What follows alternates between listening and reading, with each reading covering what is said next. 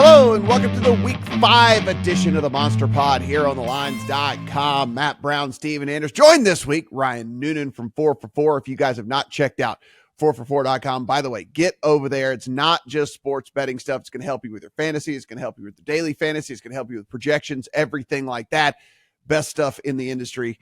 Ryan and company do a great job over there, so be sure and check that out. Bye weeks do begin this week, everybody. So Lions, Chargers, Eagles, and Titans all on bye. You could argue that 3 of those 4 teams desperately needed the early buys to try and figure some stuff out. So if you want to plan ahead, week 6 buys, Chiefs, Rams, Dolphins, and the Vikings. But Ryan, let's kick things off here. Over in London, New York Jets and the Minnesota Vikings. It is currently 2.5. There's one cheap 3 out there in favor of the Vikings. 40.5 is our total. We got Aaron Rodgers, just like acting like nothing's ever a big deal. Everything's always totally fine with him. We're all overreacting, even though the fact that they couldn't go out and score any points against the Broncos. I guess you could blame the weather if you want to, but how do you feel here about the Jets heading over to London against what might be the best team in the NFL in the Minnesota Vikings?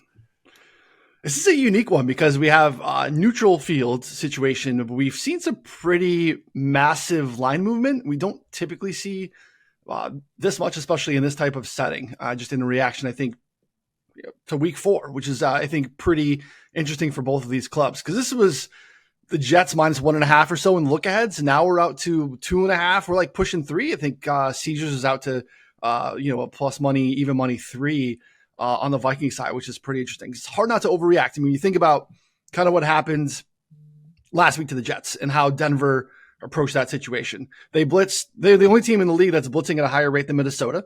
They're blitzing last week at almost 50% of Rodgers' dropbacks. They pressured him 14 times, which is a pretty significant rate, especially when you don't have like a dominant edge rusher per se or like anyone. It's just kind of like a system that Denver is kind of utilizing. Similar to Minnesota, they do have actually better individual players than I think even Denver can roll out.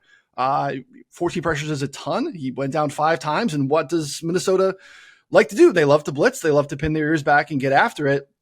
It's a tough spot. I think the tackles right now are struggling for the Jets as well. And Rodgers, his pressure to sack rate is, I look back at like 7-8 years. I could not find anything that really even is close to where he's at right now. 25% of his pressures are resulting in a sack.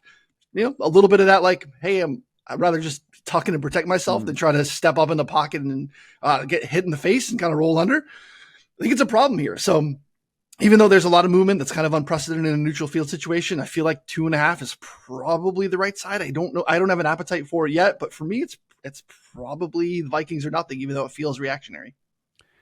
Yeah, I know what you're saying, but it is tough for me to get there as well. You look on the injury report, Morgan Moses already out at right tackle, 2 straight DNPs for Tyron Smith as well in the left tackle position. CJ Mosley, a couple of limited practices out there as well. And then you get the Vikings injury report come through and it's basically clean. So you're getting you're getting a team at this point in the season where you just don't really see clean injury reports, and the Vikings somehow are running on the right side of variance from that standpoint. Steven, I took the bait, right? I played the Vikings at 2. I'm okay with it because if you look at my power ratings, I like the Vikings a significant amount better than I like the Jets, and we are on a neutral field, and so there is no home field advantage. I think that 2 is about right, in my opinion, between these two teams. There's something going on with the Jets on the offensive side of the ball, not being able to figure some things out. That being said, I did go back to the well as well. I've played Mike Williams over receiving yards every single week, and until they move it above 30 yards, I'm just going to continue to play Mike Williams over receiving yards until the cows come home here. He's getting more and more snaps, running more and more routes out there. And Aaron Rodgers, for all of his maybe shortcomings and faults that we've seen so far through 4 games, one thing he will do is he just throws to the open guy. He doesn't throw, he doesn't force it in there to Garrett Wilson, which Garrett Wilson's all pissed off and everything about that. But that's where I'm at with this one. I think the Vikings are just a better team. Yeah, I think you guys have done a good job hitting on the matchup. So I want to kind of hit more big picture here on what I believe with the look ahead line versus now. And there's a few games this week where we basically have to decide, do we still want to be anchored to a point a little bit in our priors on these teams, or have we reached the point now where we do need to make decisions on what's actually been shown to us on the field? And Matt, you've told me over and over again in the years we've done this show to not be too anchored on look ahead lines because we get an extra data point. And there are times where I disagree with you on that. But in this case, where the look ahead line was under 3 and went through 0, and now the expensive team is still under the key number of 3, I think that's less significant, right? It's more expensive, but it's still around 0 and under a key number of 3. So that's the first point I would make for those interested in backing the Vikings. As far as getting off priors and focusing on what we've actually seen on the field, it's warranted, right? The adjustment is warranted. The Vikings have been better everywhere. By EPA, the Vikings offense is 9th, the Jets is 15th. By success rate, Vikings 5th, Jets 16th. On defense, by EPA, the Vikings are 1st, the Jets are 8th. By success rate, the Vikings are 5th, and the Jets are 8th. Now, typically in a situation like this where we have a surprise team, Matt, the next question becomes, well, who have they played? The Vikings have played a much tougher schedule than the Jets have. The Jets maybe should have lost to the Titans. They did lose to the Broncos. That loss is inexcusable to me. They had extra rest for that game and still couldn't beat the Denver Broncos. Obviously, they looked pretty bad against the San Francisco 49ers, and they beat the Patriots. Who cares? Meanwhile, the Vikings, dispatched of the Niners, made the Texans look embarrassing, made the Packers look embarrassing for most of that game. They're up 28-0. So, yes, it's more expensive on the Vikings, but I don't know how you can disagree with the move here. And if I'm still under the key number of 3, Matt, I'm good with it. I did bet the Vikings this week. Yeah, I mean, this is a team that, we talk about Aaron Rodgers, and Ryan, I think you brought up a good point where it's like he's almost gotten to that point where he's not quite the Brady self-sack stuff going on right now, but it's like he's not trying to do what Aaron Rodgers used to do in years past. And you got a team that blitzes at the second highest rate in the league. And by the way, it's getting home every time. They also have the second highest pressure rate. So it's like the blitz is working and the blitz is getting there every single time. I think Aaron Rodgers in for a hell of a day here in this one. So I like me some Vikings here in this one. Carolina Panthers on the road at the Chicago Bears. Yeah, it's a 4-point spread in favor of the Bears. If that says anything to you guys out there, a 4-point, there is an expensive 3.5 if you want to play the Bears, but 4 points in favor of the Bears. 41.5 is our total from an injury standpoint. I don't know if you guys saw this yesterday. The Panthers listed 19 guys on their injury report on Thursday. Now, 4 of those were rest-related, vet rest type things, but that's still 15 different guys that were on the injury report, including Josie Jewell, Shaq Thompson, Deontay Johnson, Tommy Trimble, Damian Lewis, Robert Hunt, Shai Tuttle, Nick Scott, Miles Sanders. All these dudes that are either starters or major contributors for this team were all either DNPs or limited practices for this team. So Panthers coming in just a world of hurt heading into this one, Steven. Are the Bears, here's the thing. It's not that whether we think the Bears are player for player better, because I think all of us would agree that that's the case, but are they 4 points better than anybody in the NFL right now? I've heard the arguments that the Bears were 3.5 against the Rams, and they're only 3.5, 4 against the Panthers. So maybe there's value on the Bears here. I don't really necessarily believe that.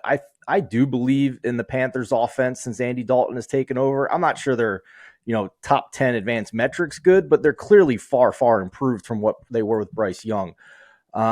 So I think they're going to be live dogs whenever we have a spread over 3, live dogs to cover, that is. So I'm going to be interested. I did bet a little bit on Panthers +4, but the over is what I looked at here. Mm-hmm. I mean, I know there's some people concerned about some wind in the forecast in Chicago. It doesn't look like crazy 30, 40 mile an hour wind day in Chicago. Anytime we get such a low total here with the Carolina Panthers, I'm going to be interested in the over. This defense is decimated. They got nothing, man. I mean, I don't know if Shai Tuttle's going to play the nose tackle. That makes it even worse when Derek Brown's already out for the year. Shaq Thompson's not going to play. I mean, they have nothing left on defense, and you have an offense that's done a really good job of moving the ball. Now, is the Bears offense improving enough to contribute to this total as well? And can they cover a big spread as well? That, I think they can score enough here against the Panthers. I do have some concerns. I'd be curious to get Ryan's thoughts. He's in the Chicago area. I do see some improvements with the Bears. I don't know how much weight I put into it against the Rams and their defense. I'm concerned that the vast majority of Caleb Williams' completions last week were to running backs and tight ends. Like, the 3 stud receivers barely got any work. So I'm more confident in the over here because I think that the Panthers just profile as a dead over team, and it's only sitting at 41 right now. Yeah, Ryan, it's again, like I said, I think if I look at and go down this roster and pretty much everywhere, you're gonna favor the Bears at this point, specifically with all the injuries that you've got going on with the Panthers. It's just we start to get on that other side of a field goal, and then we really do have to start to dig into the handicap a little bit more because it's still the NFL. Other side of a field goal is a decent amount that they've got to get to. 1,000%, because there's no way to look at it and just line up sides, like you said, and feel like there's not a significant edge on both sides of the ball of the Bears. I don't think weather ends up being too much of an issue. Obviously, it will at some point this year, but I don't think it's going to be too bad this weekend where it's a problem. But Steven kind of laid it out. I mean, the injury report is, and you're dealing with guys that are already out for the year, right? So like Nick Scott's on the injury report. Well, Nick Scott's filling in for Jordan Fuller, who's on IR. Ashawn Robinson is not really practicing. You have some other guys up front with Shai Tuttle and stuff. Like, Derek Brown's out for the year. Like, these are guys that are actually starting. Shaq Thompson has been awesome. He is out for the year. Josie Jewell has been really good. He is definitely out for this game. They are starting Trevin Wallace at linebacker. Trevin Wallace was the youngest linebacker drafted in this previous year's class. Surprising when he went this early. When guys get dubbed read and react linebackers, that just tells me you're just a shorts and a t-shirt guy, right? Yeah. You not necessarily got a feel for the position. You're just kind of a freak athlete. He allowed a 91% completion percentage last season at Kentucky. All of his metrics were really below average. It was kind of one of the more surprising, especially if you're on that side of the ball. Like at the time, it was just kind of like, there are actually decent linebackers on the board. Why are they taking this kid? He's playing every down in this game for the Panthers. So the problem is, can the Bears take advantage of that? Caleb Williams has the lowest success rate on passes 10 plus yards down the field. Last week was successful because they got the ball out quickly. Only 4.9 yards per play against the Rams defense is really tough to really want to be optimistic about a Bears team that kind of is taking in this soft part of the schedule. So I lean Chicago, but to your point, Matt, 4 is probably a little rich. So it's kind of a stay away because even though I think the Panthers maybe can keep a little bit of a pulse offensively, the defense is going to be a problem here. So I guess then my question would be to you guys, if you wanted to back the Bears, is it safer to just play the team total over? And do we think that there is a point in which the Bears ever win this game, 13-10? I don't know. I think the Panthers, while I know that they're definitely just beat up all over the place and stuff, I think that on the offensive side, they might be able to move it at least a little bit or something. Bears probably going to have to score a little bit in this. I don't know. I know getting to 21, getting to 22 points for the Bears is something else, but I think that might be the way that I would look at it. I actually think I might be more interested in the Panthers team total over. I know they're the dog, but they can chase too, even when they're behind, right? I trust that passing offense. That's crazy to sound with Andy Dalton. I know they're playing the tougher defense, but I don't know. Maybe I like both offensive matchups here because I bet the over, but yeah, I'm still a little weary about Caleb Williams any given week, right? Still a little bit. Yeah, if you're looking on the Panthers side of things, you could get 18 and a half, 19. You can get 17 and a half at minus 115. You can get 18 and a half at 108, something like that or whatever. So do they get the 20 points? So sub 20 points. So maybe an alternate way to look at that game if you want to go about it. Cleveland Browns on the road at the Washington Commanders, the white hot Washington Commanders. 3.5 is the number in favor of the Commanders at home. 43.5 is our total. Ryan, we have a team in Washington that has a rookie quarterback playing very, very well for them. You have a team in the Cleveland Browns that maybe just the opposite that you see with this team. That said, as much as I've clowned on Deshaun Watson, I don't think he was the reason that they lost the game last week. They did designate Nick Chubb to return. They got Jack Conklin, Ethan Pochik, and Jedrick Wills all back at practice on Thursday, and all in a limited fashion, but way better than the DNPs they were on Wednesday. We're still going to be monitoring Myles Garrett and Zadarius Smith out there as well. Jordan Hicks, a couple of DNPs, so maybe he won't be there in the middle of the field. And David Njoku, while he's back at practice on Wednesday, then he DNP'd on Thursday, so I don't know if there's a setback there for him. So maybe the Browns maybe get an offensive lineman back or two here, which should change the complexion of how we think about this squad. But what do you see here, Browns and Commanders? Yes, this is a tough one because, I mean, first of all, we're just, as a society, we're so bad at nuance, right? And there's nuance to this handicap. I mean, we just suck at it. Just obviously social media obliterated any hope that we ever have of being able to have nuanced discussions. Listen, Commanders fans, I'm stoked for you guys. Right, yeah. You've had such a bad run. You had the worst owner in sports, arguably. You've had scandal after scandal. You've run through quarterbacks for the last 30 years. It's not been great. And right now, it's really exciting. And you should be super excited. But we have to be able to understand that they've beat up on some bad defenses. And two things can be true at the same time. Jane Daniels has the potential to be special. It's been awesome. But you've picked on some teams that are at the bottom of the totem pole in terms of quality of defense. And the other side, no one wants to get behind the Browns right now. It is a train wreck. You have to throw money behind Deshaun Watson. And the game that we're playing is market reaction. And now that we're out to almost 3.5, in some spots, there's, juicy 3.5 out on DraftKings. I think the Browns are probably the side. I think the Commanders are going to still continue to have success moving the football. I bet Jane Daniels over on his rushing yard prop. I think Jane Daniels' longest rush is a situation that people can still look at here. If that's kind of moved out a little bit, because he's scrambling at a historic rate. He is running more than anyone ever had. I think like 5 times a typical average. 18.4% scramble rate is the highest in the last, basically in the next gen stats era that we go back like the last 7-8 years. And the Browns have allowed the highest yards per carry on scrambles in the league at 11.6 yards. He's just going to feel more pressure. He hasn't been forced to scramble really outside of the one game against Tampa Bay, who blitzes a ton as well. And he carried the ball 16 times for 88 yards. So I think we see ceiling outcomes for Daniels on the ground here, but does he take a ton of sacks? Remember, that was part of his MO coming in from LSU. No one gets off the line quicker, collapses the pocket more than Myles Garrett. So, and again, if there's a soft landing spot for like something that can happen positively for Deshaun Watson, it's this Commanders pass defense, which is still a problem. So if they're able to protect at least a little bit to get the ball down the field, I think getting 3.5 on the Browns is probably the right side.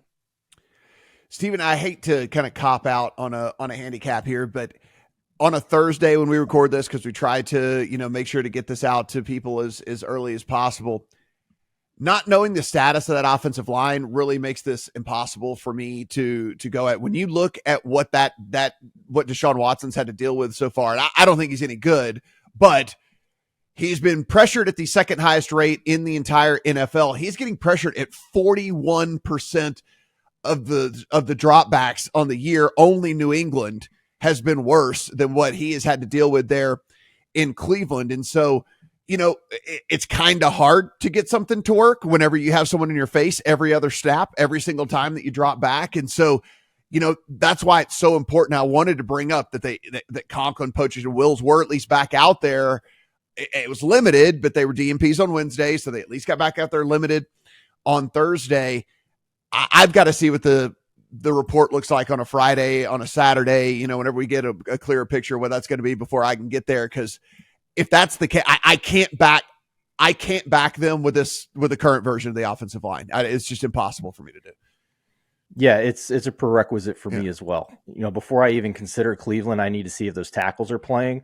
Just a little injury report context here. David Njoku went from limited to DMP on Thursday, but that was part of the plan, they said. Okay. That was not a setback, so keep that in mind. If they get the tackles back in Njoku, then I'm not interested in the Commanders at this point. I think, we talked about the movement from the look ahead in the Vikings Jets game still going through 0 and being under the key number. This is more than that. This was, Commanders -1, I believe, on the look ahead, and now we're at an expensive 3.5. That is really significant. So while I've come on this show multiple weeks in a row and said I hope Deshaun Watson starts every week so I can keep betting against him, the price has shifted now. It's not a pick 'em anymore. And just to further your point about if the tackles don't play, I mean, this is a Browns offense last week that had 10 first quarter points and then nothing. Their only other points were a defensive touchdown. They were horrendous against the Raiders defense. So here's the angle I would be looking at, because I do think the Commanders are expensive. I'll say this, if you do believe in the Commanders, because their offensive metrics look amazing, so maybe they're not as good as what they're showing because of the bad defenses like Ryan pointed out. But if you are a believer and you do agree with me that the Browns offense is crap, I thought our freelancer, Judah Fortgang, made a great point that if you're a believer in that, just bet the alts on the Commanders, because this could profile as a blowout with how good their offenses looked and how bad the Browns have looked. So that's one angle. But for me, I thought the more prudent angle, because I do believe the tackles will come back. I do believe Njoku's coming back. And if that's the case, I think this total is a little low. So we're at 43.5. I bet 43 -118. Mm-hmm. If we look at these defenses, we know the Commanders are bad. Even adjusted for garbage time, you have a Commanders defense that is 25th in success rate. By EPA per play, they are 27th. And I think one of the biggest misconceptions in the NFL this year, I'd love to get your take on this, Ryan. I think the Browns defense is overrated. I don't think they're as good as everybody thinks. I think a lot of their metrics last year that made them look elite were against a lot of bad quarterbacks. And sure enough, if we look right now through 1 month of the season, adjusted for garbage time, they are 19th by EPA per play, and they are 21st by success rate. So sounds like two bad defenses to me. And if the Browns offense is healthier, I think they can do enough to get us over 43 here. So that's the angle I looked at. Yeah, they're one of the worst, you can run on the edges against them. Part of their scheme is allows that to happen. That's kind of the struggle with them too, is why it worked a lot last year, is like Jim Schwartz is like, this is what we're going to do. Right. And I think really good game planners, we see, I think in Minnesota with Brian Flores, and he's like, here's our foundation and we're going to adapt week by week. Some weeks we're going to blitz 30% of the time. Some weeks we're going to blitz 60% of the time. Mm-hmm. Schwartz is just like, this is what we do. And really good offenses. We saw it last year in the playoff game against the Texans. The Texans would do pre-snap motion to get the looks they wanted on the other side, and then they absolutely boat race them. So Schwartz doesn't really adjust. And if smart offensive coordinators can take advantage of kind of the one track, single high safety, bring the extra guy in the box type of stuff that is aggressive, that works against bad offensive lines and bad quarterbacks, which is kind of what we could have here occasionally in Washington too, in terms of taking sacks. So yeah, it's a good point. I mean, they gave up even last year the highest rate of explosive runs in the league, and a historically good defense, but like you can get to them on the ground for sure because they are so aggressive.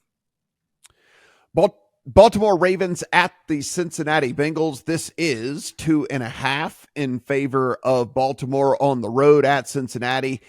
You can find a market low of 48.5 all the way up to a 49.5. So as always, shop around depending on which side of that total you'd like to be on.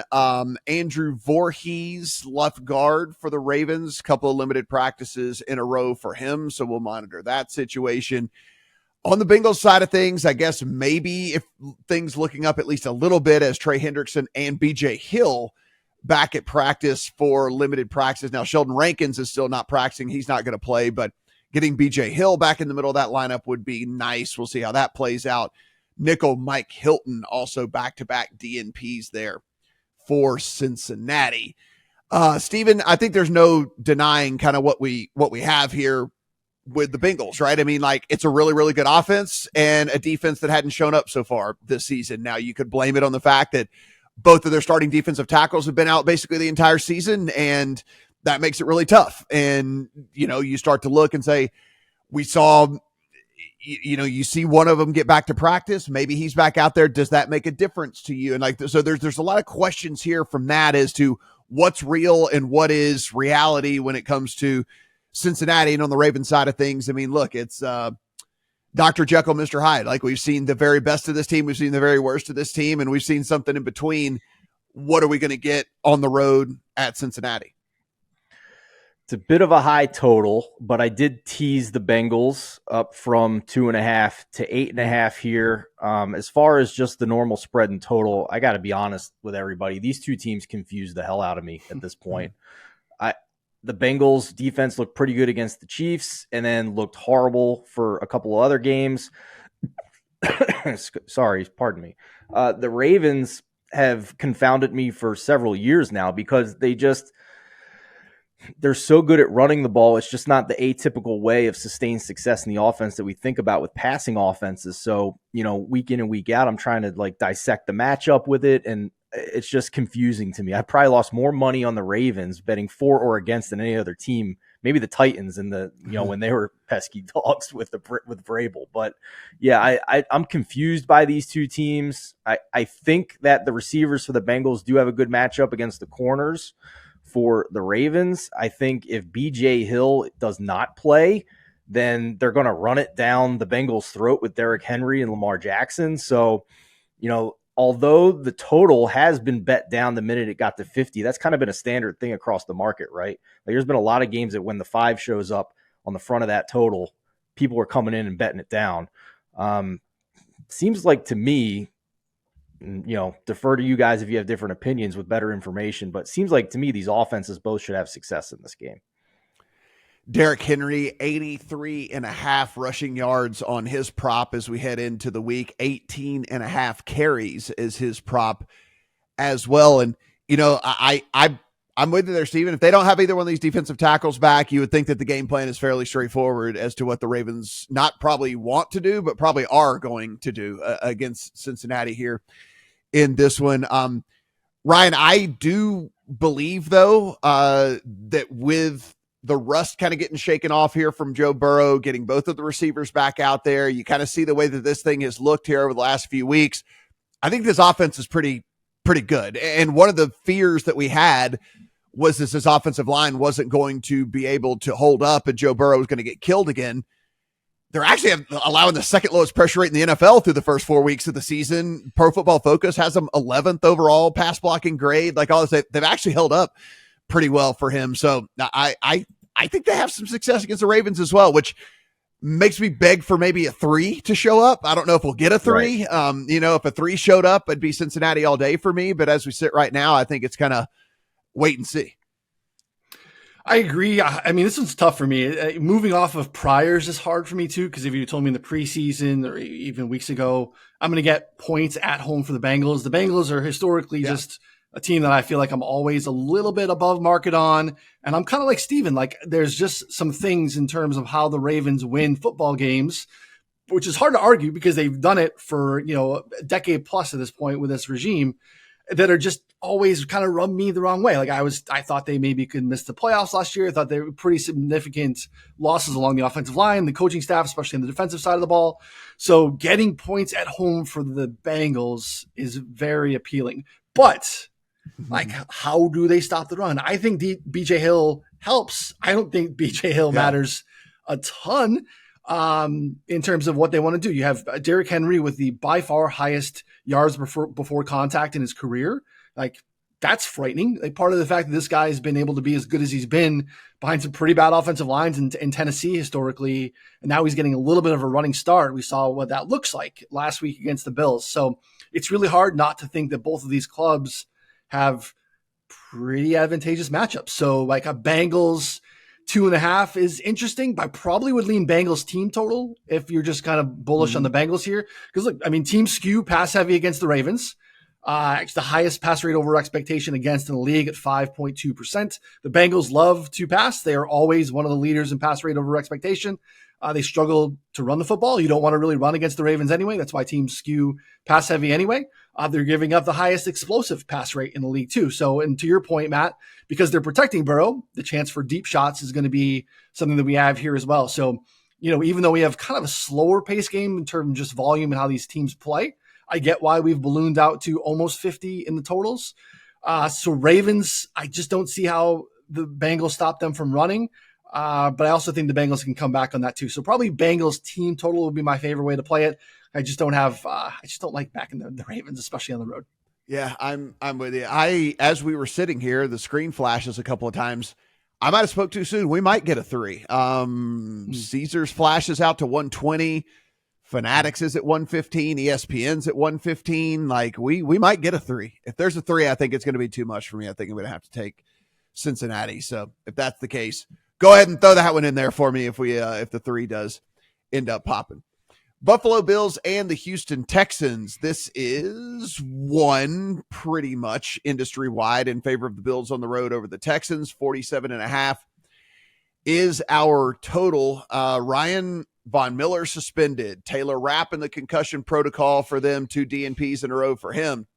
Khalil Shakir, 2 DNPs in a row with an ankle injury. Deion Dawkins was limited on Thursday. Terrell Bernard, Taron Johnson, both limited for them. Ed Oliver popped up on Thursday with a hamstring injury on the Bills side of things. Austin Johnson is a rotational defensive tackle for them, 2 DNPs in a row. Bills coming in pretty beat up for this one. And then Von Miller, who is their team leader in pressures and sacks in just about every single statistical category, suspended now for 4 weeks. On the Texan side of things, Mixon and Pierce look like they're going to miss again. A couple back-to-back DNPs for them. Laramie Tunsil, Juice Scruggs, and Titus Howard were all limited. That's 3 starting offensive linemen for the Texans. We need to monitor that pretty good.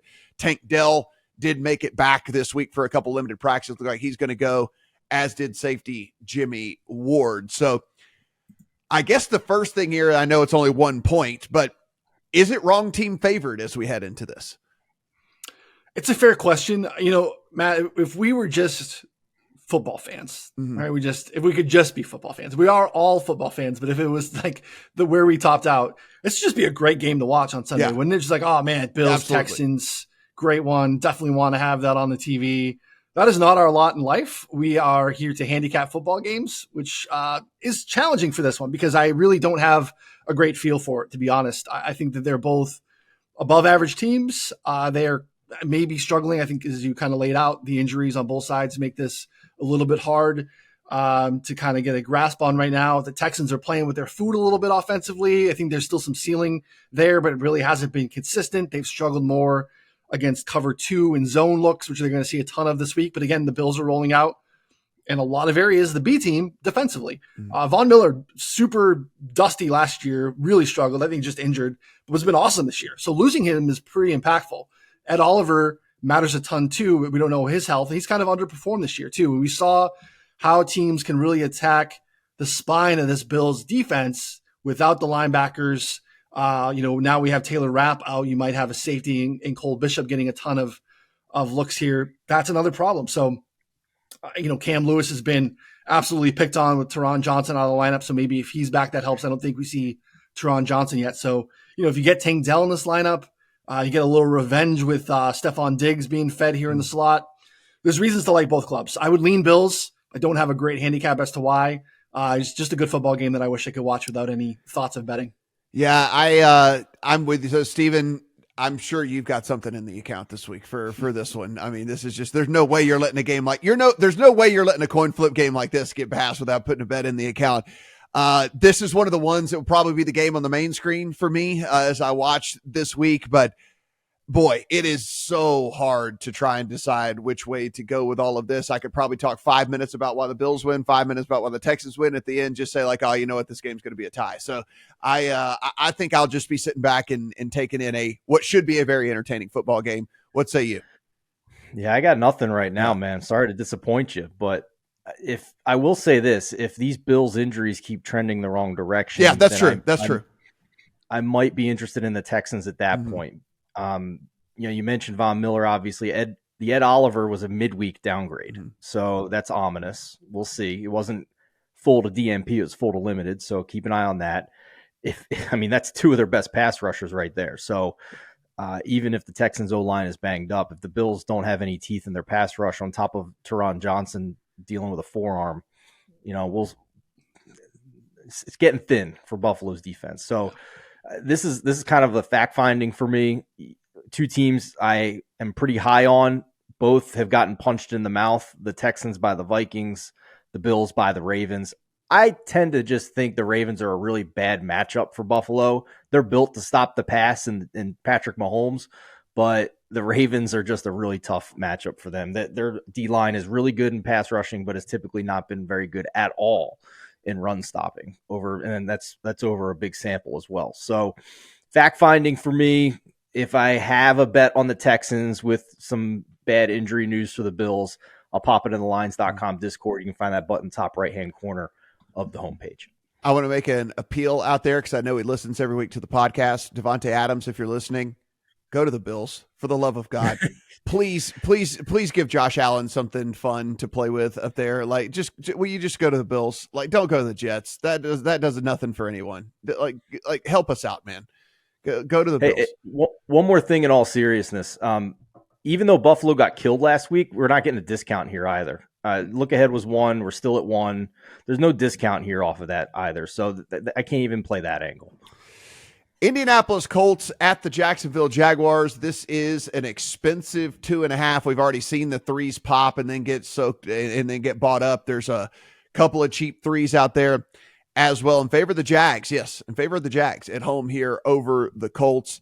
46.5 to there's 45.5 all the way to 46.5. So 45.5 all the way to 46.5 out there in the market. Of course, the big question here, Steven, is it going to be Anthony Richardson? Is it going to be Joe Flacco?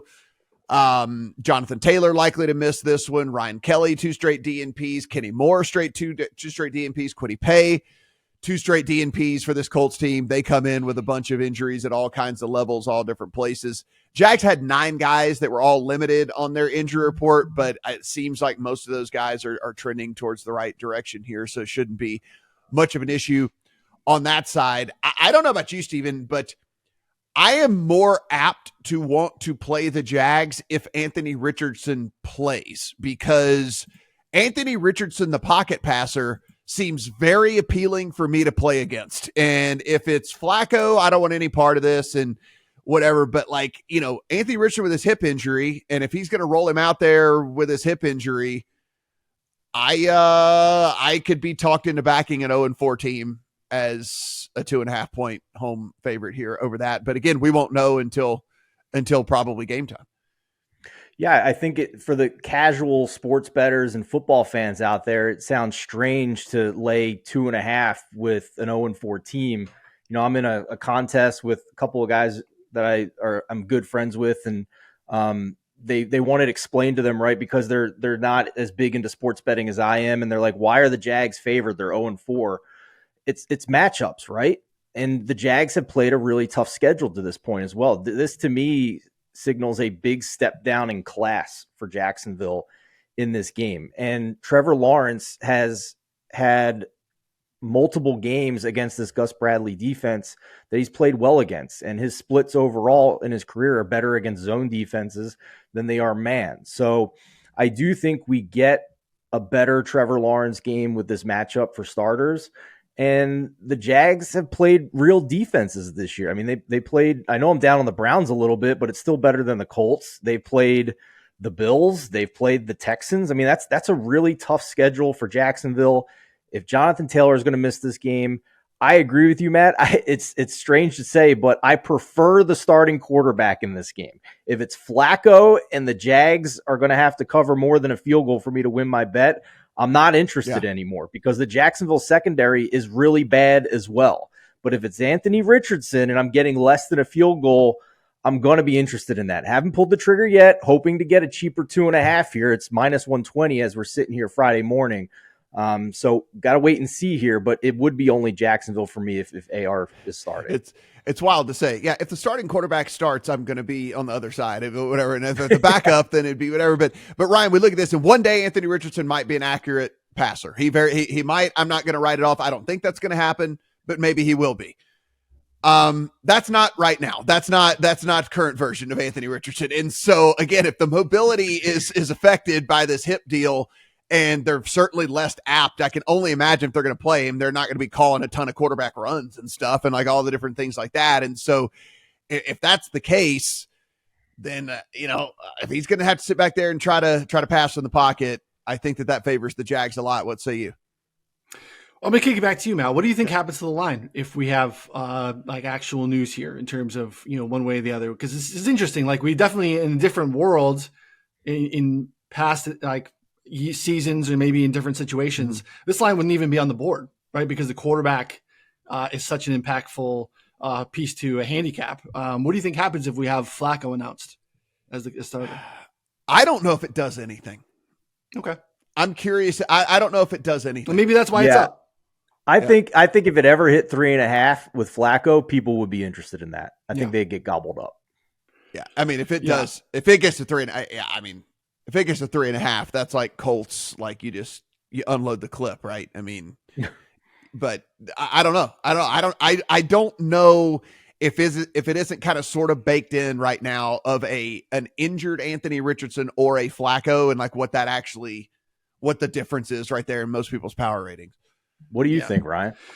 Yeah, I'm interested to see too, because I think the sentiment that you guys kind of laid out is the same. I think that there is probably more positive market sentiment behind Joe Flacco-led team than anything that we would have with Anthony Richardson. So I think you would probably see some positive, maybe it gets down to 2, maybe even see some 1.5s in the market. We get a little bit of positive Colts action just off the bump. Maybe it meets some resistance and comes right back to 2.5.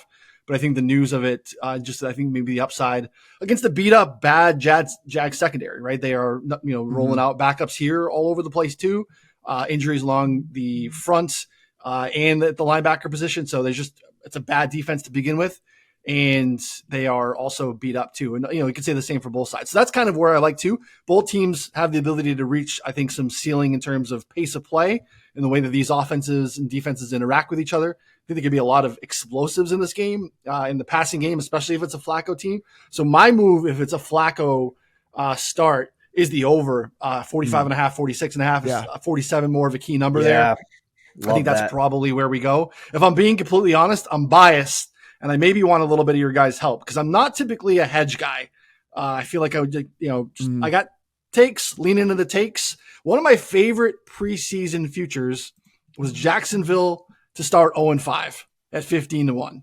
I have that in the bag. So we are sitting on that this week. Do I take a little bit of Jackson? It was all schedule based. And my whole part of the handicap was we got a coin flip in week 5. Basically, that's the game that it kind of comes down to. I thought that they could, definitely were going to be dogs and all those spots. As kind of Matt laid out, the schedule has been tough. So do I hedge a little bit with some Jacksonville stuff, or do I just kind of lean into my 15-1? Take some of the over when we get Flacco announced and just have a great day. I always lean into the camp of like, if you can get yourself a steak dinner, like I always like to get myself a steak dinner whenever I have a nice juicy futures ticket. I don't try to like hedge it to the point of getting rich or anything, but I'll hedge it to the point of like, you know what? I'm not coming out of this empty handed and I can go have a nice meal out of it. Yeah. My whole thing with this conversation and, this debate that we tend to have, just handicap the game, right, Ryan? And where do you come out on the handicap? And if it comes out on the 15-1 ticket side, then I'd be willing to take on more risk, right?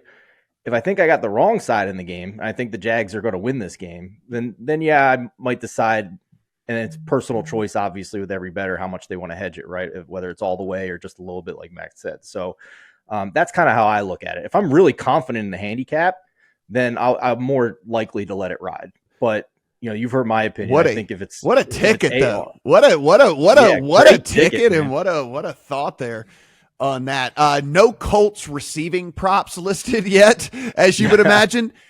I mean, obviously, if it is Flacco, I'm coming in to see how low I can get some numbers on some guys, and I think that would be super, super interesting. But again, nothing listed as of the time of this recording because they ain't going to give us that.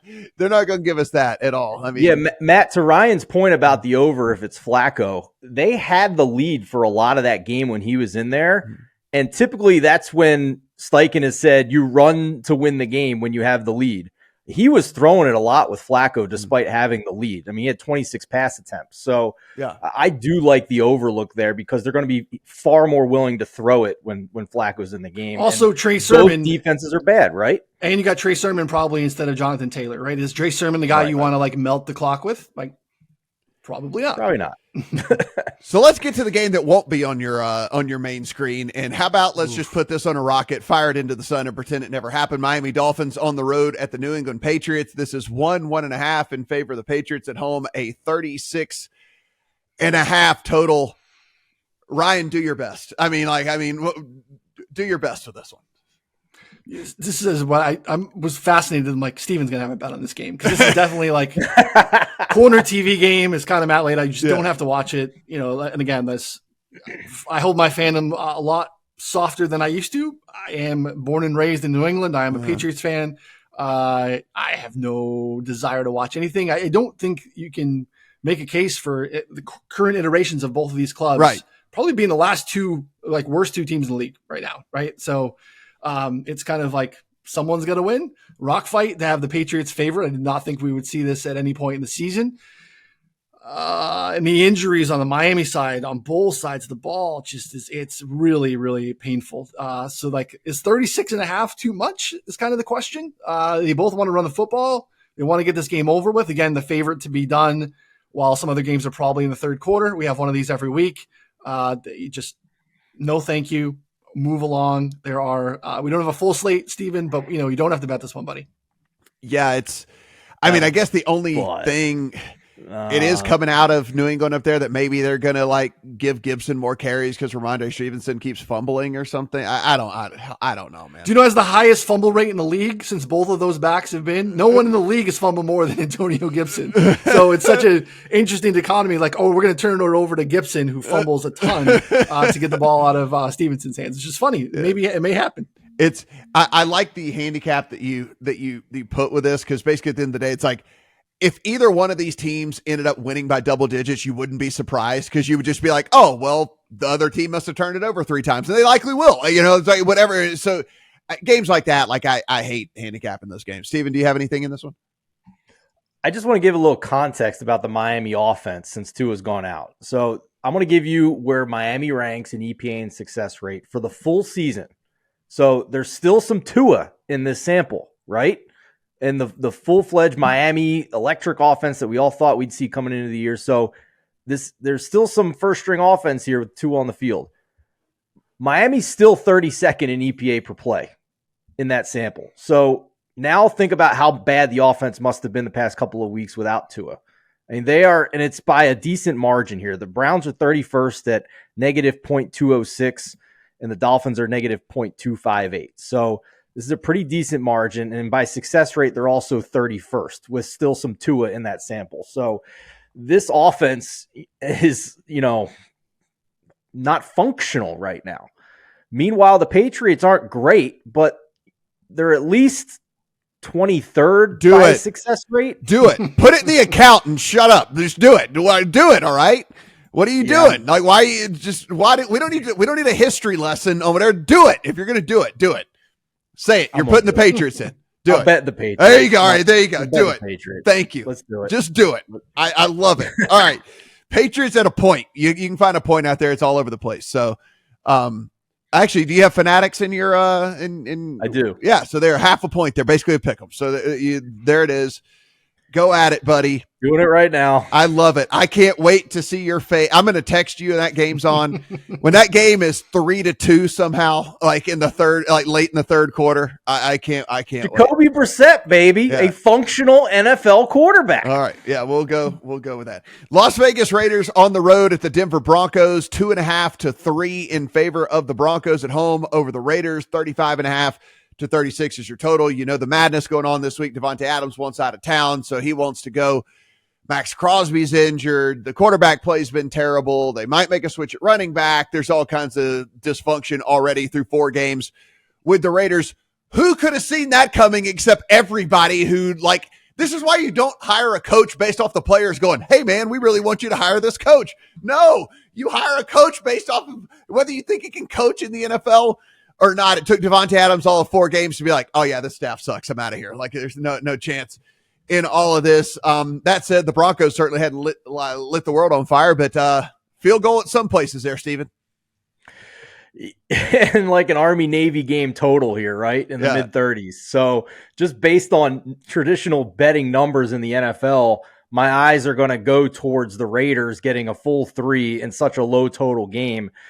I certainly acknowledge that the Broncos defense is the best unit on the field, probably by a decent margin here. And Surtain has just shut down every receiver he's been up against all year long. But who the hell is he going to guard? He didn't have to guard anyone. Who's he going to guard? Yeah, I mean, sorry, Trey Tucker. Yeah, who's he going to guard? I mean, yeah. So, whatever. I still, it's ugly. It is the most uncomfortable bet I've made this week, but I did take the full 3 with the Raiders against this Broncos team.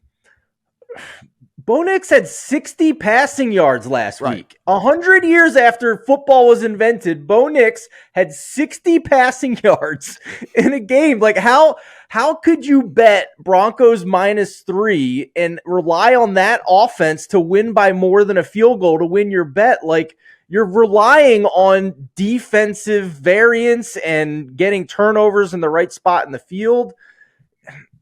Listen, it's a horrible matchup for the Raiders offense. I certainly acknowledge that, but they're at least throwing the ball when they have to. I mean, this is still a team that on a down-to-down basis is 11th in passing success rate. Getsy wants to throw the ball. They had a huge positive game script last week, so they ran it a ton, but the rest of the season, they are willing to throw the ball, and if I'm getting a full 3 on that against Bo Nix, I'm in.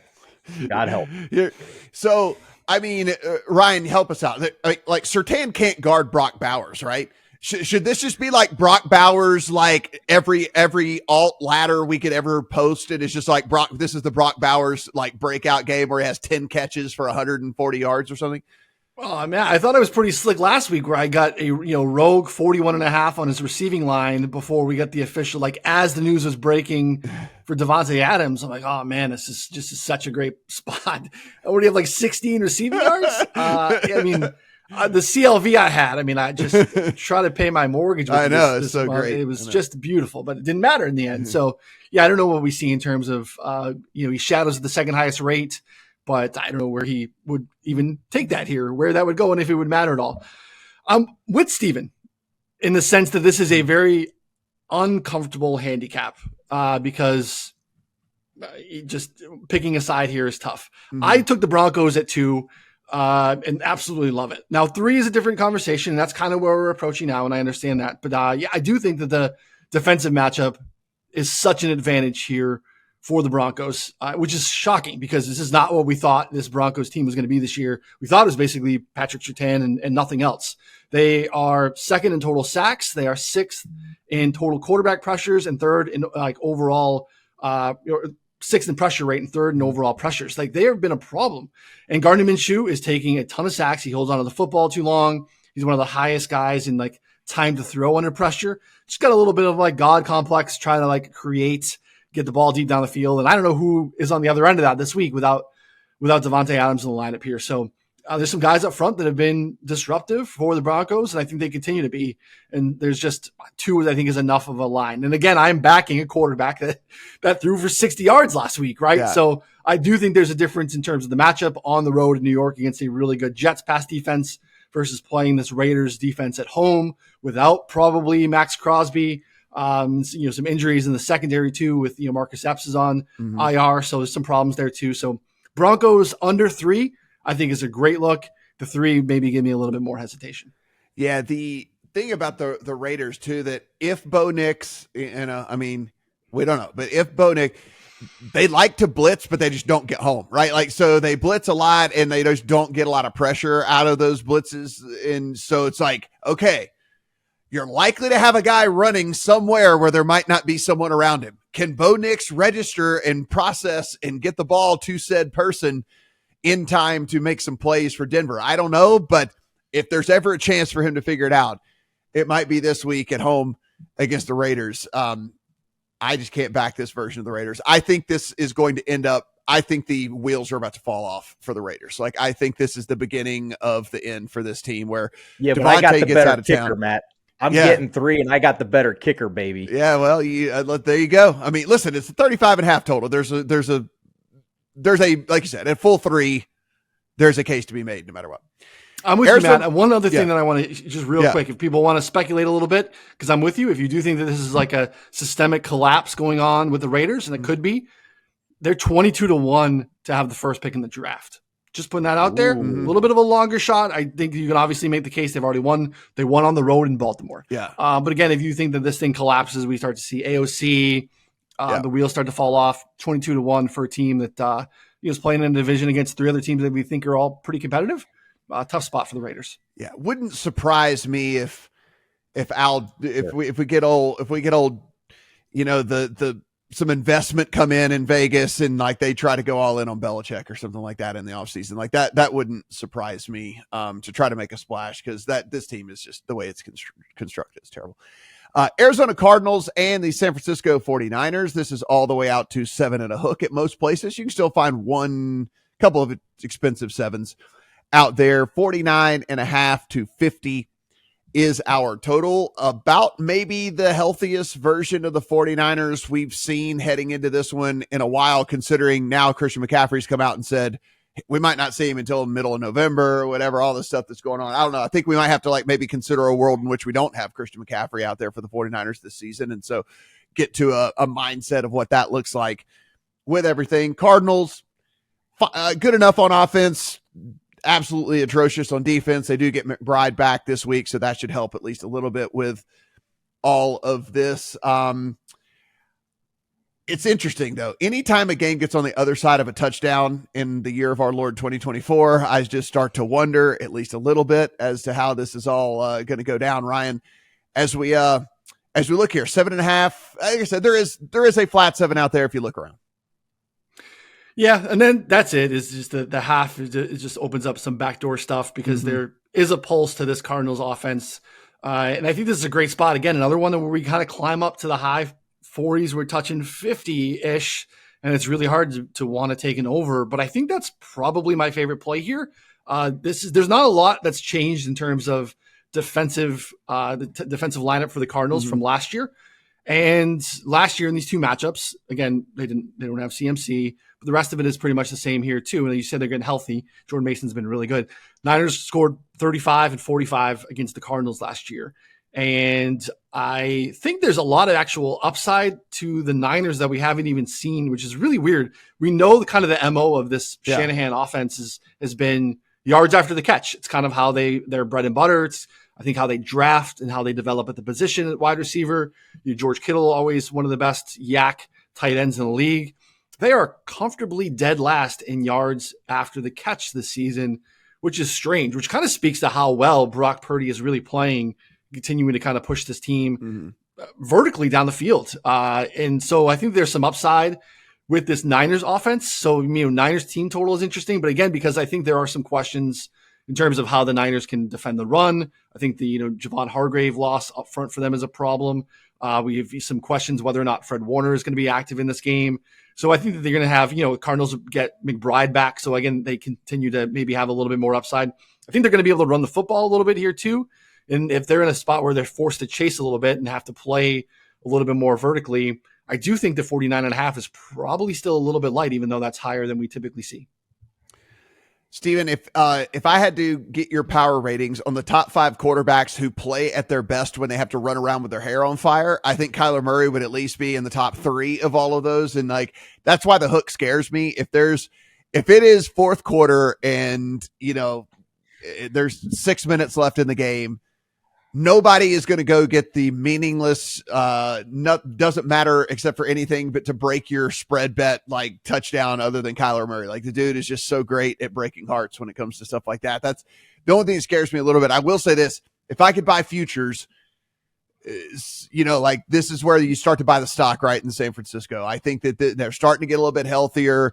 Like you said, Ryan, Mason's filled in fine, right? So McCaffrey's at this point comes back and it's almost like just more of a cherry on top than it is like this added necessary need. I think San Francisco can kind of be on the run here to where we're talking about them 3 weeks from now. It's kind of comfortably the best team in the NFL, where we don't really have that right now to really can't really go in and comfortably say that about anyone. But I think the 49ers about 3 weeks away from us being able to say that. Steven, what do you think about this one? All right, couple things. Ryan mentioned a long shot earlier on the pod. I got one here. I agree that I think it is in the range of outcomes now that Christian McCaffrey doesn't come back. The new reporting this week is Achilles tendonitis in both legs. They need to ramp him up to see how the legs respond, which to me sounds like they are not certain that he will be healthy enough to come back. So if that's the case, then Jordan Mason 100-1 for Offensive Player of the Year is possible because he's a bell cow. And as we record right now, he's only 33 yards behind Derrick Henry for the league lead in rushing. And we know this offense is capable of producing the Offensive Player of the Year. They just did it last year. So what I would suggest is if you're out there and you have bonus bets in your account, I think this is a great place to put them because if McCaffrey does come back, obviously the bet is an instant zero, right? Mm-hmm. So if you use bonus bets, then you didn't lose any real money on it potentially. So I think he's live if McCaffrey comes back. And I think this week, the chances of him not coming back have increased. So that's first of all. As for the game, I have zero interest in the Arizona Cardinals. I don't understand the price with this team in the market. I didn't understand it last week. I thought the spread was ridiculous. Made some money on the Commanders. It just zero interest in this team. These two teams are in different classes with each other. If we adjust for garbage time, which I think is essential with the Cardinals because they have that fake game against the Rams in their sample, we are looking at an Arizona offense that is 21st by EPA per play and 22nd by success rate. Over the huge sample of Kyler Murray's career, he is a below average quarterback by the advanced metrics. And I do think there is some 49ers fatigue in the market right now with everybody trying to find the new hot team in the NFC who's going to dethrone the 49ers. If we adjust for garbage time again, the San Francisco defense is actually third in EPA per play allowed and first in success rate. This is a horrible matchup for the Arizona Cardinals offense, in my opinion. And it's a great matchup for the 49ers offense because the Cardinals, again, adjusted for garbage time, are dead last in success rate allowed. So listen, Matt, 7.5, I get the conversation over a touchdown. As we record here, I'd be fine paying minus 115 on a Niners minus 7. If you still aren't comfortable laying that, just tease the 49ers. Yeah. America's teaser leg. This is America's teaser leg this week. Like America, get behind it. Don't be left out. Like you're going to want to hear your people at the water cooler on Monday talking about, hey man, America's teaser cash this week. And you're like, shit, I didn't play America's teaser. This is it. This is America's teaser leg this week. Yeah. I don't full context. The preseason look ahead line on this game was 9.5. And since then, the Niners have lost a couple games they probably weren't supposed to. There was some flukiness in that Rams loss. The Cardinals have, for whatever reason, been upgraded in the market off the preseason. Like, just know that coming into the season with still some bullishness on the Cardinals and obviously the Niners, same respect, mostly still being there. The spread was 9.5. It's 7.5 now. I actually think this is a discount on the 49ers this week.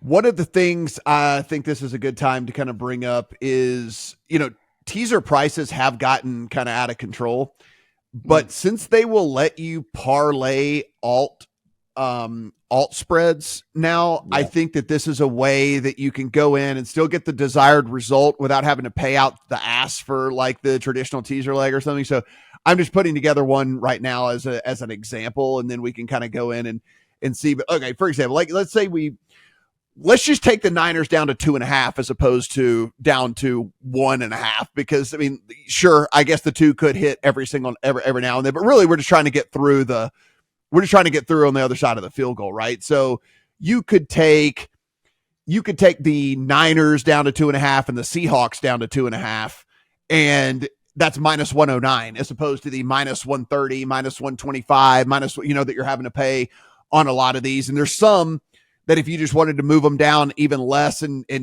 say it's a 7, you move it down to, you're not taking the full 6, you're taking only 4, you're taking only 5. You can even get plus money on some of these sometimes as well. So I've started doing that. Like, we'll always refer to it as teasers, but I think that's more now for me. And I've explained this on a couple other pieces of programming that I do. Basically, all I'm saying is I might do some line manipulation with that game, but that doesn't necessarily mean like I'm going to go in and take the full 6 on a teaser, because a lot of these sites have made it to where it's very tough to do that from a pricing standpoint. So I would say always go around and dick around with the alt lines and just like maybe parlay alt lines. Yeah. I mean, we use it, excuse me, in our prop podcast on Friday afternoons at 4for4 Bets YouTube channel. Uncorrelated parlays, because they're priced in. The algorithm is like docking you so much on correlated things. But when you take things that don't work, like we've done it last week, we hit on Xavier Worthy under receptions, over adjusted receiving line, right? Big play guys. You could do the opposite with like low A-dot receivers, because the pricing algorithm it freaks out. So something is so simple like that, with just the 2 legs, you can get up to 7-8 to 1 on some of these things because they're uncorrelated, and the pricing algorithm kind of breaks the other way. So yeah, like leveraging in that way, I think is so smart, Matt. It's a good call. I'm going to go in because to get a push notification here.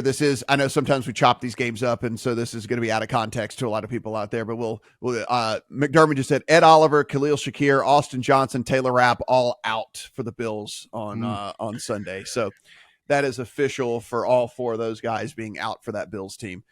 So going to be a lot of walking wounded out there for the Bills versus the Texans. Green Bay Packers and the Los Angeles Rams. This is an expensive 3 in favor of the Packers on the road at the Rams. 48.5 to 49 is our total.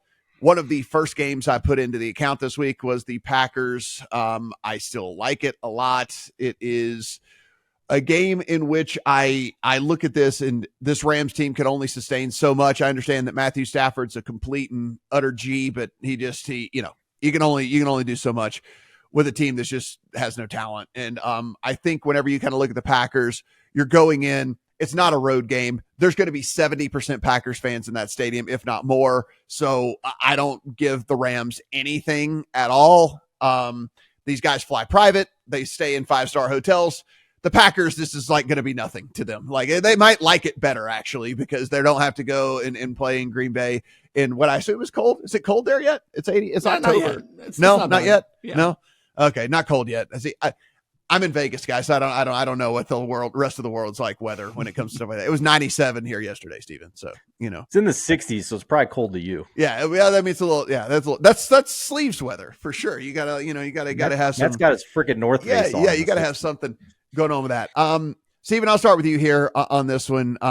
Packers, I took the 3. I actually like it a lot. I think that this Packers team, if we just look at power ratings, I mean, the gap between the Packers and the Rams in my power ratings is massive. And if you look at that, coupled with the fact that I think there's 0 home field advantage, like absolute 0 home field advantage in this, then I think 3 is a very fair number to bet in this one. Yeah, I tend to agree with you. I would just like to see Jordan Love be a little healthier, get off to a faster start, that type of thing. I leaned more towards the over here. Mm-hmm. One of my favorite bets, honestly. I thought the total in this game should have started with a 5 with what we know about the Rams defense. Packers lead the league in explosive plays, and that's with a couple of Malik Willis games in there. And I don't think they lose much with Christian Watson out and Dontavian Wicks getting more snaps at all. I don't think they lose really anything. And, the Rams defense, bottom 3 overall in advanced metrics, bottom 5 across the board. Packers defense hasn't been great either. They played some garbage time. If you filter that out, 27th in success rate allowed. So I think Matthew Stafford could still score some points in this game. I think it's going to just be a high scoring affair. So over 48.5 was an easy click for me this week. Ryan, I know that we are a betting podcast, but just to switch to fantasy real quick, because there is so much overlap, and I know a lot of people have to play both. Like, Wick should be universally owned in like any league of like 10 or more, right? Absolutely. I mean, we didn't get any discount in the prop market either. He came out with, pretty aggressive numbers, and it makes sense. I mean, actually what it does is it cleans it up, right? It narrows the distribution in terms of what they do in the receiver room, because it's a little bit muddied, but now it's actually a really clean projection for all of them. So I get why he comes out there. Yeah. But I mean, the big play upside, you're looking at a guy with, a quarterback that loves to chuck it deep, and a receiver with some big play ability with average at the target north of like 16. So yeah, there's a lot of reasons to be bullish on him this week in particular. So a great 1 week start. I think even taking his longest, I like looking at those big play props when you have kind of the tales of how these two things match up. A team that likes to take advantage of big splash plays, a team that does a poor job of defending them. So I think longest Jordan Love completion, longest receptions for some of the receivers, I think make a ton of sense. I'm glad you guys are there too. This line makes no sense to me whatsoever. It is massive. It's just a massive, respectful Matthew Stafford line. Yeah, that's it. Right. That's all that there is here, because there's really nothing in terms of how you would match these teams up. Like Matt said, his power rankings are completely flip-flops here. The Rams surprisingly have been really good at getting pressure, considering, you retired Aaron Donald, but the Packers offensive line is the best pass blocking offensive line in the league. Lions is, great overall, great against the run, but even last year, this offensive line gave Jordan Love a ton of time. So even kind of the one thing they're doing well right now isn't even going to be really a difference maker in this game. So I think if you are bullish on Stafford and you think this Rams team has a pulse, over is the look, like Steven said, but otherwise still at 3. I think alts on this, teasing Green Bay, or not teasing, but adjusting 6.5 or something like that, where you can keep yourself under the 7. I think could be an interesting way to get some plus money on this too. So I think the Packers are the side for sure. Yeah, I really liked what I saw in the second half from Love last week. A week healthier as well to go into this. And like I said, just, zero home field advantage, like absolutely negative home field advantage in this. So give me the Packers all day long. New York Giants on the road at the Seattle Seahawks. This is 6.5 across the board, though. We could see 7. A couple of those spots have gone from 115 out to 120 now. So lots of love coming in here on the Seahawks squad as we get the news that it seems like Malik Nabers is not going to play for the New York Giants. I kind of read the tea leaves here, Ryan, and when it was at 6, I played Seattle. I didn't think Nabers was going to play. We just haven't seen any of these guys come back in a week in a long time, right? Like, it's just like they make you miss a week, and then you come in, they let you come back the second week. And so I just gambled on the fact that he wasn't going to play. It doesn't look like he's going to be able to play, and he's been their entire offense, and that's basically the handicap for me. Like, outside of that, prove to me how you can move the ball and how you can score the ball, and I'll be wrong. It's fine. I'll lose the bet on it. But until Daniel Jones and whoever in the hell else he's going to be doing stuff with can prove that to me, I thought it was fair to take the Seahawks. What say you?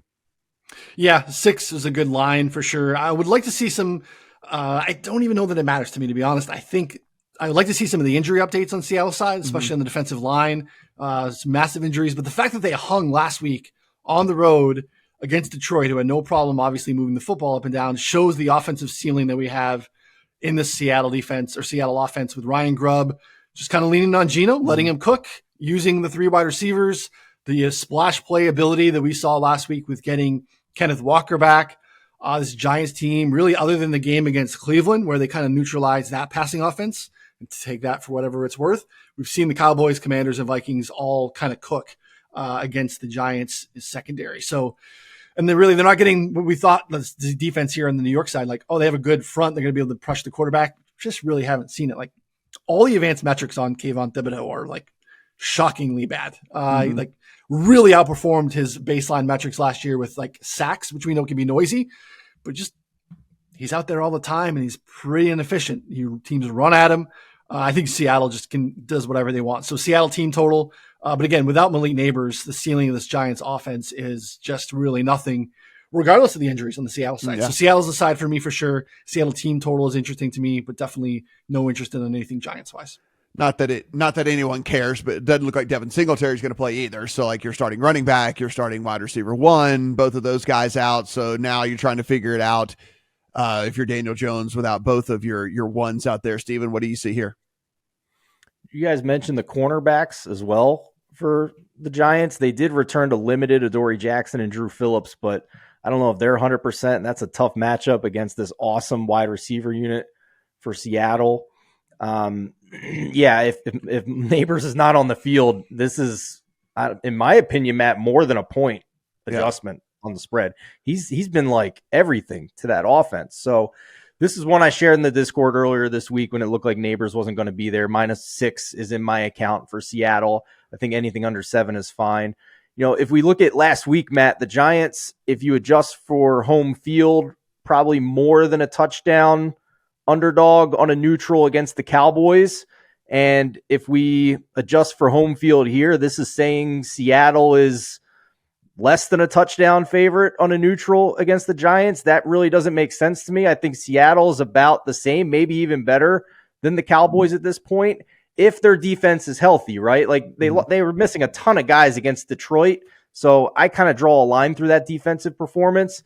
It looks like they'll have maybe not all of them back, but enough to make me comfortable. Yeah, I mean, right? like, again, we don't have the final injury reports, but I mean, Julian Love, full practice on Thursday. Leonard Williams got in a couple of limiteds in a row. Like, he looks like he might. Rayshon Jenkins, a couple of full practices. We got some of these other, who was it? Mafe is out there for practice. Whatever. So a lot of these guys, they're going to get some of them back, maybe not all of them, but like they're going to get some of them back for sure. Right. And this is not the Detroit Lions offense. So. Right. Well, and that, right? Like, and that. There's also that little fact that goes into it as well. Under 7, I think, is a fine bet on Seattle. I mean, it would surprise me. I know that the Niners maybe are a little bit more obvious of a choice, but Survivor this week, if you still had Seattle, I think that this is a really prime opportunity to use them if you're still in Survivor out there. Cause it just, you're getting a weakened, maybe the most weakened version of the Giants. And then you get this team with like some of these dudes coming back and they still have all their offensive powers. So that would be a look for me if I was still in. Unfortunately, I'm not. Oh, no, I'm not. Who's still alive in Survivor? Like, I mean, seriously, crazy person. It's just like, what route did you take and what drugs did you take? Send me some. I would like to have some of your drugs, please. Dallas Cowboys and the Pittsburgh Steelers, Sunday Night Football. The Steelers. Yes, I'm going to read this correctly to you.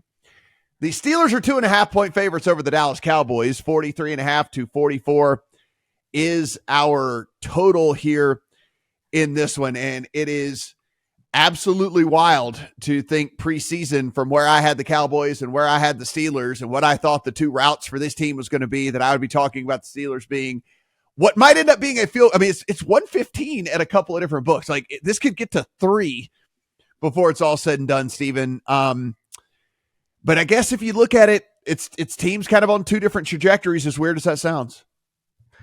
Cowboys are banged up, right? No Micah Parsons, high ankle sprain. I think DeMarcus Lawrence is out too, if I'm not mistaken. Yeah. So what's left in this pass rush? The Steelers get an offensive lineman back and Samalu at guard.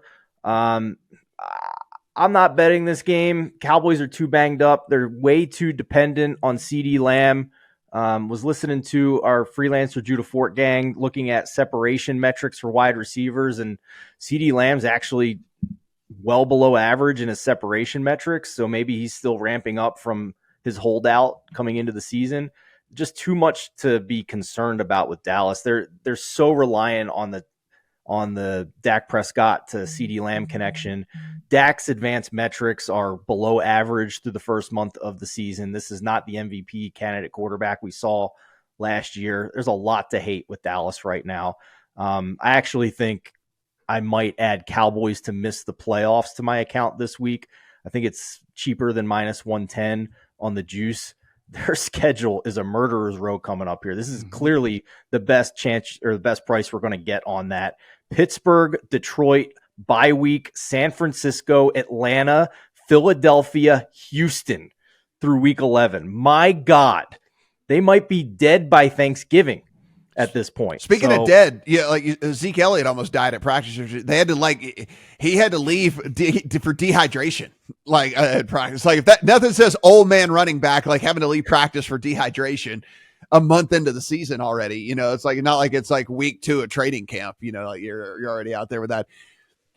Ryan, we were already, if there was a deficiency for this Cowboys team that we talked about all offseason, is the fact that like there wasn't really multiple weapons as it is anyway. So now Brandon Cooks is out this week and he might be out for multiple weeks with this whole knee thing. So outside of CeeDee Lamb, you're just going, where the hell does the production come from for this Cowboys squad? So as weird as it's like, I kind of understand why the spread's where it's at. Completely agree. I mean, yeah, we have to adjust at this point. It's tough, still small sample. We're only 4 weeks in, but we have to adjust to kind of what we've seen. We've seen a little bit of a pulse from the Steelers on both sides of the ball. They've leaned into the Justin Fields part of the offense and what they do well, and being able to run on the perimeter against a team that's without their two edge rushers, and again, without Deron Bland in the back half, like playmakers shifting from a very man-heavy situation defensively last year to what Zimmer does in terms of zone defense that kind of lets you kind of run at them. They don't have anything up front even when they're healthy. So the Steelers want to run the football. And even though they've been inefficient, they kind of were a little bit last week outside of Justin Fields' carries. I think that's what they're going to be able to do here. So under 44 is still of interest to me because the Cowboys are so one-dimensional, right? It's Jake Ferguson and CeeDee Lamb. That's not exciting when you have to kind of get into the tight end situation here. There's no running game. So yeah, those are the things here. It's going to be some props for me. Cowboys, linebacker, tackles are going to be of interest to me when those pop. But that's really it. It's probably the under and then some props. Yeah, Jaylen Warren's not going to play in this, so it looks like it'll be a heavy. Well, I mean, at this point, when do we just give up? I mean, like, when do we just give up completely on the run game for the Steelers, though? That's the only problem. Is like Najee Harris has not been able to do anything whatsoever with this opportunity. And like now he's going to get a weak ass Cowboys team with no competition for carries for him. If this isn't the game, Ryan, then when is the game? When will we have the Najee Harris game? Everyone thought it was last week, Matt, and he did the same thing. He gave him a ton of carries. He did nothing with it. So, hey, uncorrelated prop here. Najee over carries under rushing yards. Right. Even against this Cowboys team for sure. Like, they hope that they can get, Cordero Patterson out there, that they can do something. But yeah, I think they'll have some success with Fields alone. So yeah, that's kind of why I like the under. Steven, it's, we're sitting in that teaser range there, even with the Cowboys, but I gotta be honest, I don't feel comfortable. Like there's nothing warm and fuzzy, I think, about at this point, putting a Cowboys teaser in your account, given what they've done on the offensive side of the ball.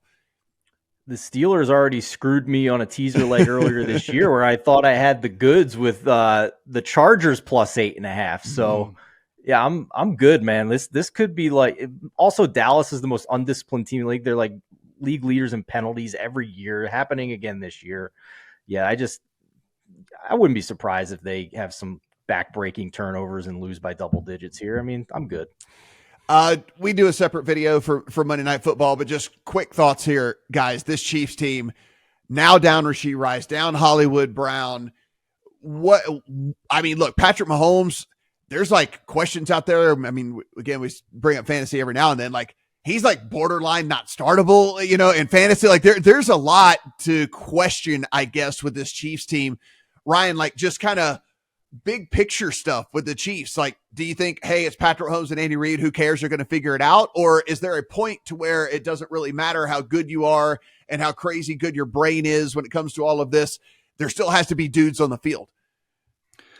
We thought that a little bit last year, right? I mean, we forget, like, Christmas Day, they lost at home to Aiden O'Connell and the Raiders, and they didn't get a first down in outside of the first quarter, right? And we thought this team, like, barely going to make the playoffs, and they just do their thing. So I'm definitely, while you have Patrick Mahomes at quarterback, going to believe that the Chiefs somehow find a way. This was 8 in the look ahead, so we've moved down, I think, pretty significantly, obviously, through 7 through the 6 to be here. With Saints team that's a little bit confusing. They also have some injuries that I think are impactful too, but they're not doing some of the things that work really well for them. I think they've seen, since what the Eagles did in that game, I think in week 3, bringing a lot more loaded fronts, like 5-6 men fronts. And they got away from kind of the play action stuff, some of the pre-snap motion stuff. So interested to see if they go back to it this week. So it's one of those spots where we just see the Chiefs constantly win these close games. So I think it's probably a Chiefs win. Not super excited to lay the 5.5. I think maybe we start to go back to what worked a ton last year was Kansas City second half unders. Yeah. Which they did. I think they were like 18-3 to the under last year in the second half of the defense, when they kind of have a little bit of understanding of what you want to do. I think Spags is able to kind of turn the screws on you a little bit too. So, and that's kind of been a thing again this year. I think they're like 5 points allowed per game in the second half of the season. So maybe that's kind of a derivative of how to play this game, but I think the Chiefs win, but no interest in laying the 5.5.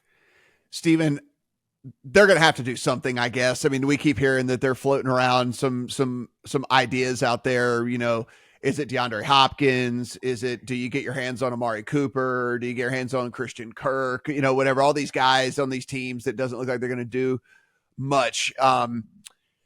I don't know, man. I do worry about this current iteration of the Chiefs just because the fact that last week was the first time that Patrick Mahomes had a 40-yard touchdown pass since 2022 is like wild to me, because it's like that is, that's when Tyreek Hill hit the bricks. And so I don't know. It's interesting. I think they win this game as well because I'm not a big believer in the Saints, but I think that the Chiefs are going to be a team that I keep a very, very, very good look at over the next few weeks and see if might be a team that moves into my weirdly, I can't believe I'm saying this, but maybe into my fade list.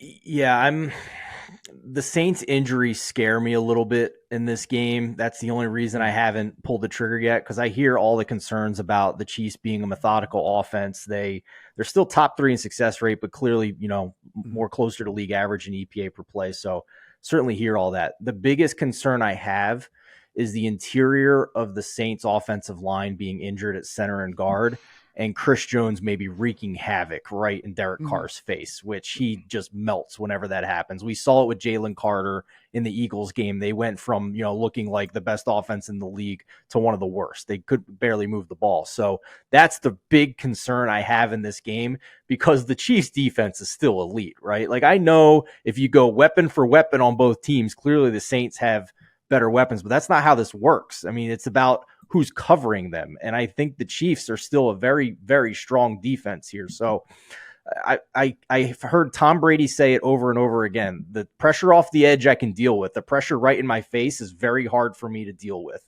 And that's been the case with Derek Carr getting pressured in his career when you look at the splits. So I haven't bet it yet. It'd probably only be the Saints taking the points.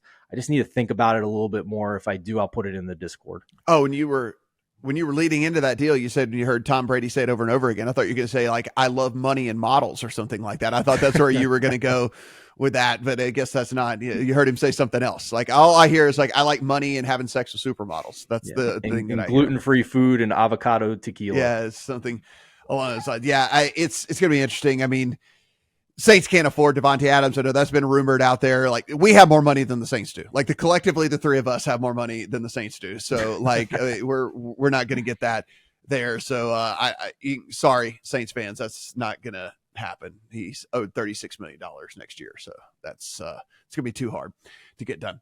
All right, guys, everything you do absolutely free. Do appreciate it. Hit that subscribe button. Give us a thumbs up. Let us know in the comment section.